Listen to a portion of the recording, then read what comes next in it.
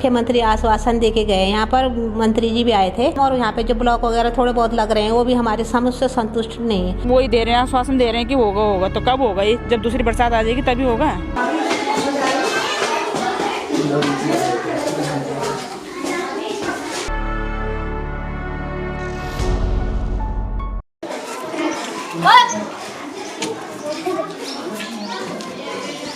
मुख्यमंत्री जी ने आश्वासन तो दिया है लेकिन यहाँ पे काम नहीं हो पाया ढंग से। टाइमिंग बहुत कम है, बरसात आने वाला है और लोग परेशान हैं। जो यहाँ पे जितने भी घर बार हैं वो लोग सब परेशान हैं कि हम बरसात में जाएं तो जाएं कहाँ। मैडम भी बड़ी रिस्क उठा करके जो है इस बच्चों को यहाँ पे पढ़ा रही है। तो इसमें जब घर का आपको जब मलबे में दबा था तो उसके बाद क्या हुआ? 1-1 लाख दिए थे उस समय। किसी मंत्री वगैरह जो मंत्री के वक्त से कुछ आश्वासन वगैरह कुछ नहीं मिला, कुछ नहीं।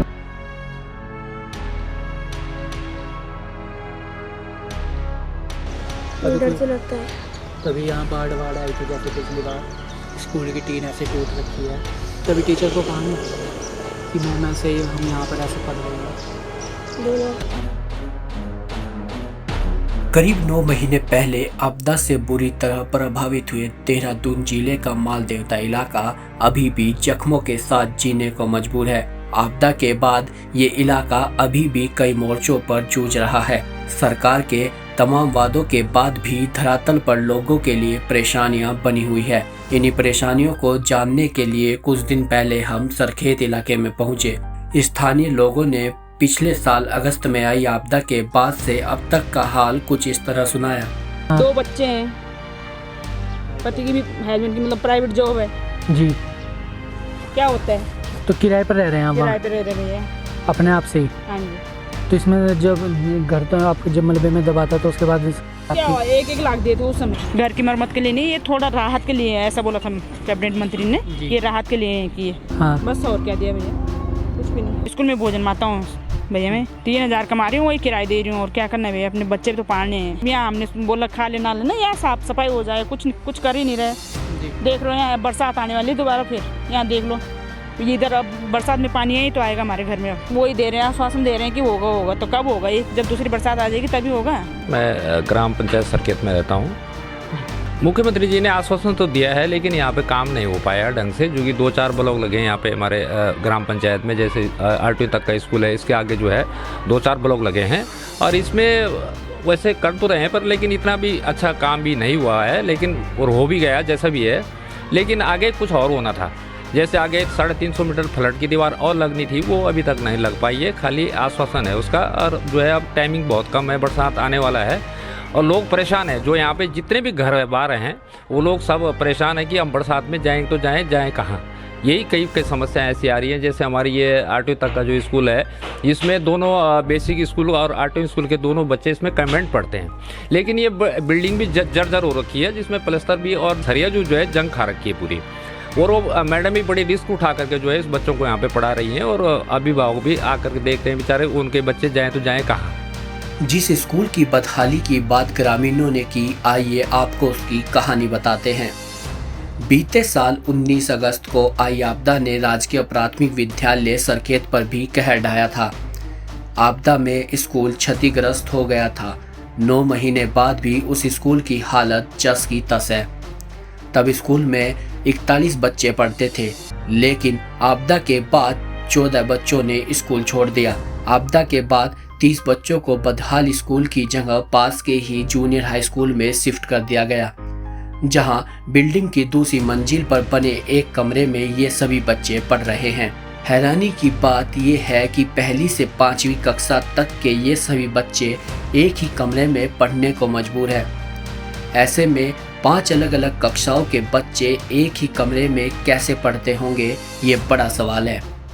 जब हमने ये सवाल स्कूल के शिक्षकों से पूछना चाहा तो उन्होंने एक आदेश का हवाला देते हुए कुछ भी कहने से इनकार कर दिया। जब हमने यही सवाल मुख्य शिक्षा अधिकारी से दोहराया तो उन्होंने भी आदेश का हवाला देते हुए बात करने से इनकार कर दिया।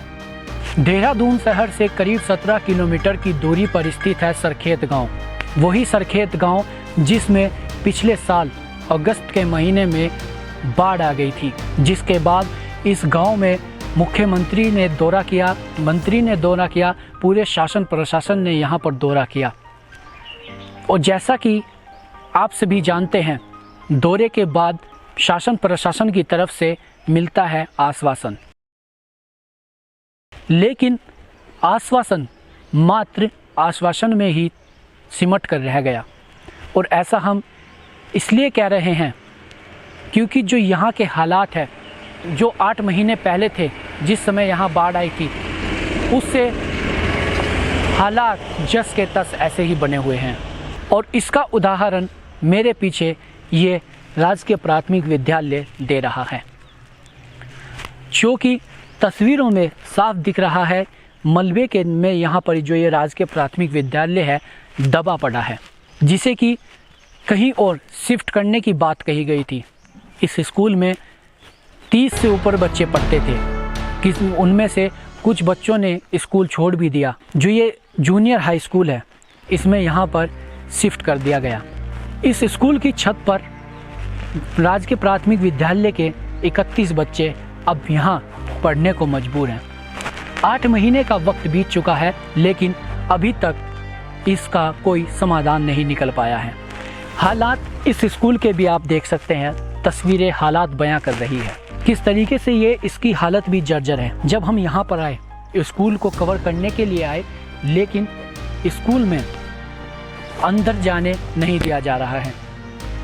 स्कूल की प्रधानाध्यापक का कहना है कि कल ही आदेश आया है कि कोई भी प्रधानाध्यापक किसी भी मीडिया कर्मी को बयान नहीं देगा। इससे विभाग की छवि धूमिल होती है।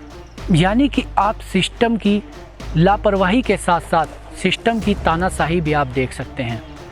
यानी सिस्टम बच्चों का भविष्य सुधारने की नहीं सोच रहा है, सिस्टम को चिंता है तो सिर्फ अपनी छवि की, और छवि की भी ऐसी जो कि साफ तस्वीरों में दिखाई दे रही है। विभाग की छवि, ये विभाग की ही छवि का नतीजा है कि अभी तक ये विभाग की लापरवाही है, इस सिस्टम की लापरवाही है। मुख्यमंत्री ने यहाँ पर दौरा किया था, मंत्री ने यहाँ पर दौरा किया, लेकिन उसके बाद भी इनको आश्वासन मिला और यहाँ पर कोई कार्य नहीं हो पाया है। पीछे ये नदी है, नदी भी आप देख रहे हैं, और ये स्कूल है। बच्चे जब खेलते हैं, हमने जब ऑफ कैमरा यहाँ पर बात की, टीचर से बात की, ये प्रधानाध्यापक से बात की, आसपास के लोगों से बात की, तो उनका कहना है कि हर पल उन्हें डर सताता रहता है कि कहीं किसी बच्चे को चोट ना लग जाए।